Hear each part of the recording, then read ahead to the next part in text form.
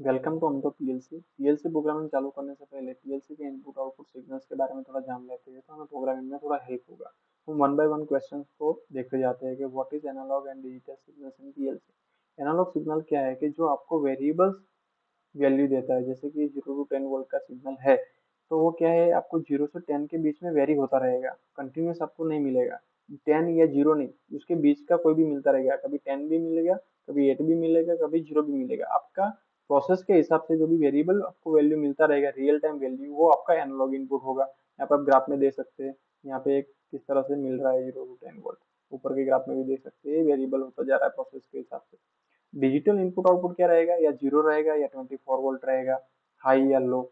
ये दो कंडीशन जो रहता है, ये डिजिटल इनपुट और आउटपुट, एनालॉग इनपुट आउटपुट का आप इजीली समझ सकते हैं।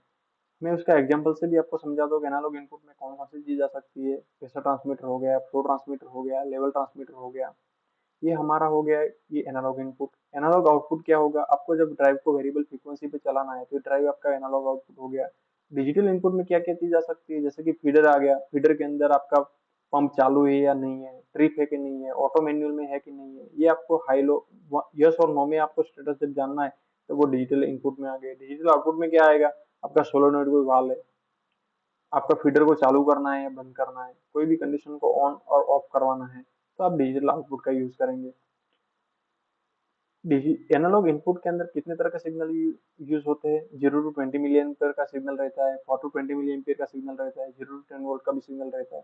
आपका जो भी फील्ड से सिग्नल आ रहा है वो आपको मॉड्यूल में कॉन्फ़िगरेशन करना पड़ता है और उसको आप यूज कर सकते हैं। इनपुट के अंदर भी कॉन्फ़िगरेशन करना पड़ता है, आउटपुट के अंदर भी करना पड़ता है। हम 0 to 20, 4 to 20, 0 to 10 वोल्ट का सिग्नल हम कैसे कॉन्फ़िगरेशन करते हैं मॉड्यूल के अंदर, वो हम प्रोग्रामिंग करेंगे तब समझेंगे। डिजिटल इनपुट आउटपुट के अंदर 0 to 24 वोल्ट का सिग्नल रहता है।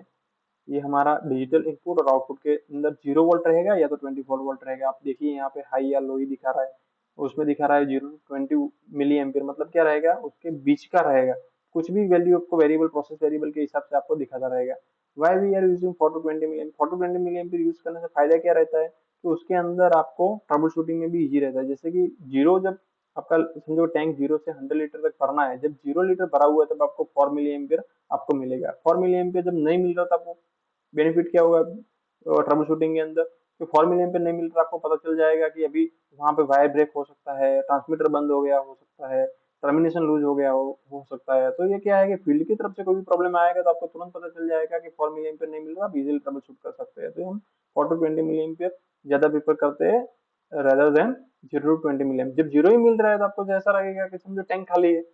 जब 0 to 20 मिली एम्पियर का आप यूज करेंगे तो आपको ऐसा ही लगेगा टैंक खाली है, तब जीरो मिल रहा है। तो ये हमें ट्रबल शूटिंग के अंदर कभी ऑपरेटर को बहुत कंफ्यूजन में डाल सकता है। हम 0 to 10 वोल्ट का कब यूज करते हैं सिग्नल, जब ट्रांसमीटर पीएलसी के बाजू में लगा हुआ रहता है। कोई ट्रांसमीटर है जो पीएलसी के बाजू में है, बहुत डिस्टेंस में नहीं है, बहुत दूरी तक नहीं है, तब हम 0 to 10 वोल्ट सिग्नल का यूज करेंगे, क्योंकि लॉन्ग डिस्टेंस पे उसका वोल्टेज ड्रॉप हो जाता है। उसके हम रियल एग्जांपल से समझते हैं कि एनालॉग इनपुट के कौन कौन से रहते हैं। जैसे कि ये फ्लो मीटर हो गया, ये हमारा फ्लो मीटर है, ये हमारा एनालॉग इनपुट हो गया। प्रेशर ट्रांसमीटर है, ये हमारा एनालॉग इनपुट हो गया। लेवल ट्रांसमीटर है, ये हमारा एनालॉग इनपुट हो गया। एनालॉग आउटपुट कौन से रहेंगे, जैसे मैंने बताया था आपको कि ड्राइव है, वो एनालॉग आउटपुट होगा। ये हमारे एक्चुअल फील्ड के अंदर जो हमें यूज करने को मिलते हैं उसके बारे में बता रहा हूँ कि ये ड्राइव है, ये हमारा एनालॉग इनपुट हो गया।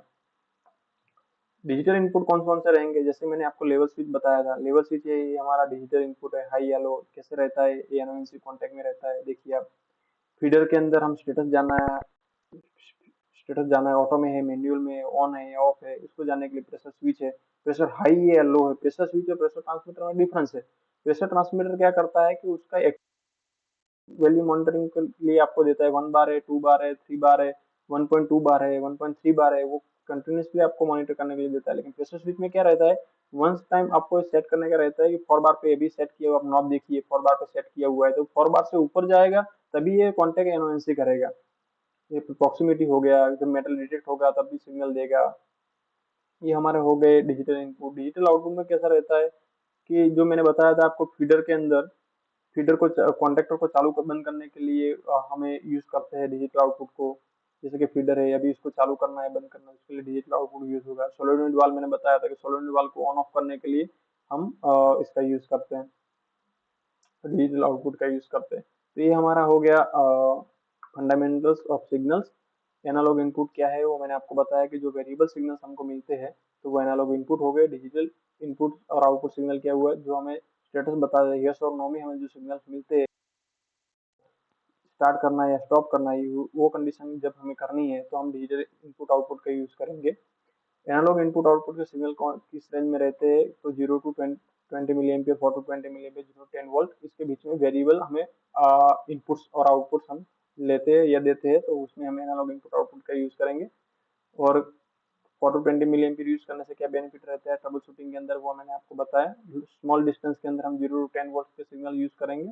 लॉन्ग डिस्टेंस के अंदर जब हमें काम करना है तो 4 to 20 मिली एम्पियर का यूज करेंगे, क्योंकि लॉन्ग डिस्टेंस का जो भी ट्रांसमिशन रहता है तो उसमें करंट यूज करने से बेनिफिट रहता है, उसमें सिग्नल्स का लॉस नहीं होता है।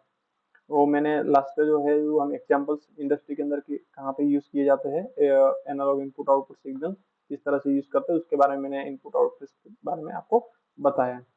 Thank you, thank you very much for giving your valuable time to watch this video.